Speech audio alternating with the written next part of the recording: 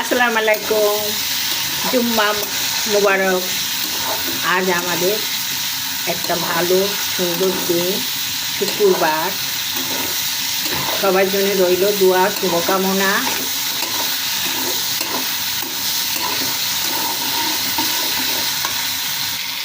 মুরগি মাংস ভালোভাবে ভেজে নিয়ে এবার মশলাগুলো দিয়ে দিলাম।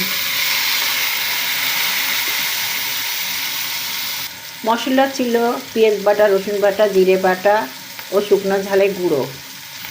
এবার দিলাম আলু। মুরগি মাংস আলু ভালোভাবে কষিয়ে নিলাম।